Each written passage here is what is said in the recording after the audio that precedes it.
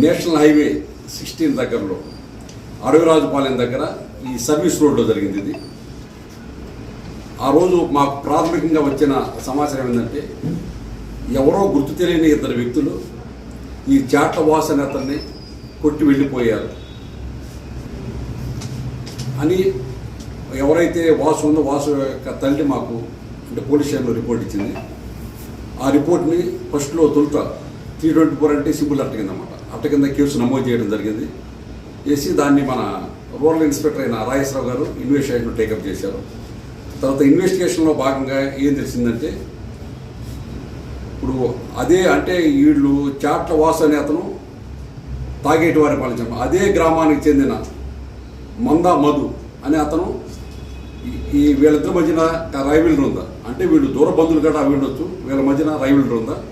ఈ ఎవరైతే మధు ఉన్నాడో మధు గతంలో ఆ గ్రామానికి సర్పంచ్ గారు చేసి ఉన్నాడంట.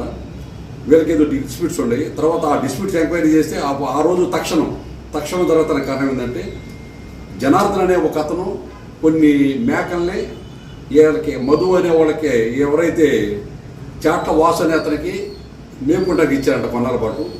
ఆ మేకల తర్వాత మీరు మేపుకున్న తర్వాత మాకు వెనక్కి ఇచ్చేయమనే క్రమంలో వాళ్ళు వచ్చి అడిగిన తర్వాత వీళ్ళు మేము మేకలు మాత్రం ఇస్తాం మేకలు పుట్టి పిల్లలుగా మేము మీకు ఇవ్వము అని చెప్పి అన్నారంట. ఆ విషయంలో జనార్దను వాసుకు మధ్యన కొంచెం తేడా వచ్చి వాళ్ళు మేకలు ఇస్తలేదని చెప్పి ఈ జనార్దన్ అనే అతను ఈ మధు అనే అతని ఆశ్రయించి అతని దగ్గర వెళ్ళి ఈ విధంగా ఏం చేస్తున్నాడు మీ వాడు అంటే వీళ్ళు దూర బంధువులు అవుతారంట. కొంచెం అతనితో చెప్పి ఆ మేకలతో పాటు మేక పిల్లల్ని కూడా మాకు ఇప్పించండి అని చెప్పి ఏదో వాలంటీర్గా మాట్లాడలేరంట.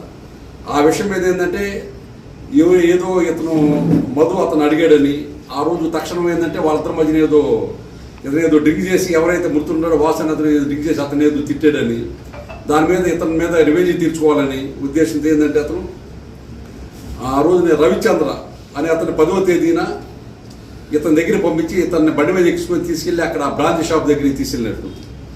ఆ బ్రాంచ్ షాప్ దగ్గరే వీళ్ళు డ్రింక్ చేసిన తర్వాత ఇతనే కావాలని చెప్పి పక్క తీసుకెళ్ళినట్టు ఎవరైతే రవిచంద్ర ఉన్నాడో అతనే ఇతన్ని తాగబోపించిన తర్వాత అటు పక్కగా మన సర్వీస్ రోడ్డు కొంచెం దూరంగా బ్రాంచ్ షాప్ నుంచి దూరంగా తీసుకుపోయినట్టు.